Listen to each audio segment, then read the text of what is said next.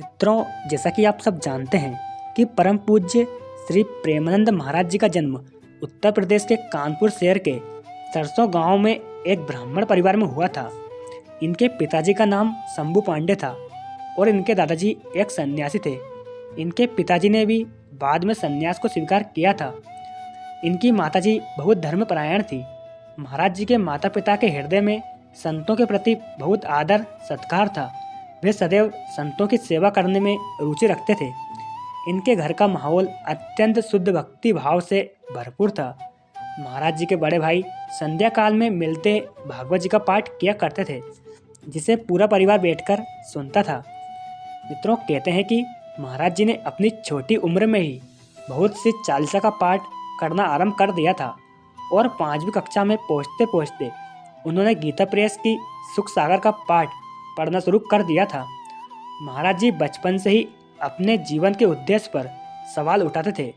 वे कहते थे कि माता पिता का प्रेम स्थायी है या अस्थायी है, अगर स्थायी है तो इतना मोह क्यों।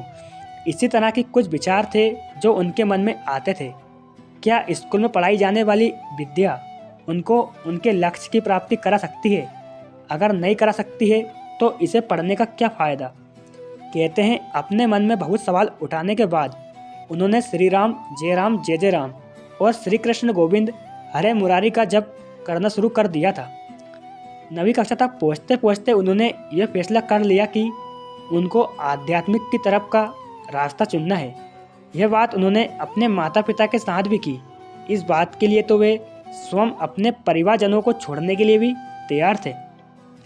परम पूज्य श्री प्रेमानंद महाराज जी ने अपना घर 13 साल की उम्र में छोड़ दिया था। उन्होंने सन्यासियों से अपनी दीक्षा ली और उनका नाम पूरा आनंद ब्रह्मचारी रखा गया। कुछ देर बाद प्रेमानंद महाराज जी ने सन्यास भी स्वीकार कर लिया। कहते हैं प्रेमानंद महाराज जी ने जो इसने स्वीकार किया तब उनका नाम आनंद सब रखा गया। महाराज जी का अधिकांश जीवन गंगा नदी के तट पर बीता। वे सदैव गंगा जी के किनारे ही रहते थे, क्योंकि उन्होंने कोई भी आचरण का जीवन पद्धति को स्वीकार करना सही माना।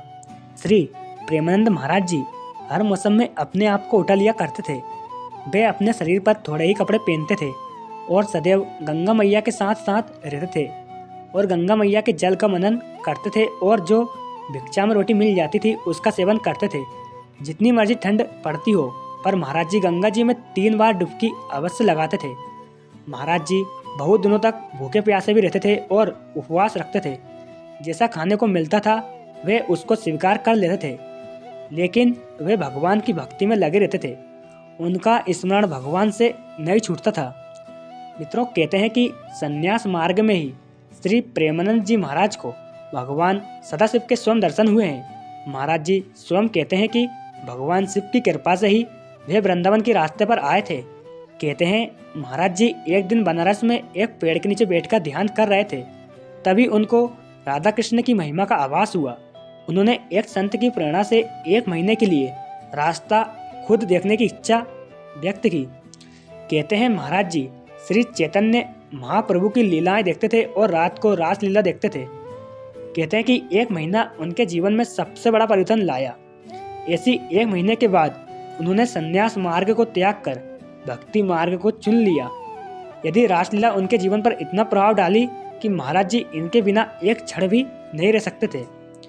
मित्रों, महाराज जी ने अपने एक शिष्य की मदद से मथुरा की तरफ एक ट्रेन में बैठ गए और चल दिए। यह भी नहीं जानते थे सदैव के लिए वहीं वास हो जाएगा।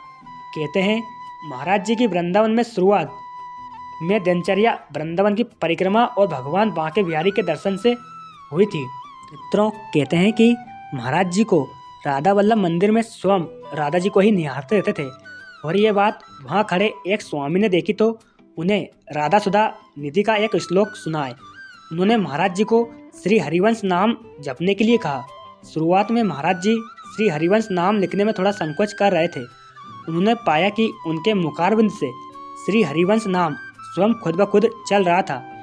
इस पवित्र नाम श्री हरिवंश के प्रति वे श्रद्धा रखने लगे। महाराज जी राधा वल्लभ संप्रदाय में जाकर शरणागत मंत्र ले लिया। कुछ दिनों बाद महाराज जी अपने वर्तमान के सदगुरु जी को मिले। महाराज जी के गुरु जी का नाम श्री गौरंगी शरण जी महाराज है। जिन्होंने महाराज जी को सेंचुरी भाव के प्रति प्रेरित किया।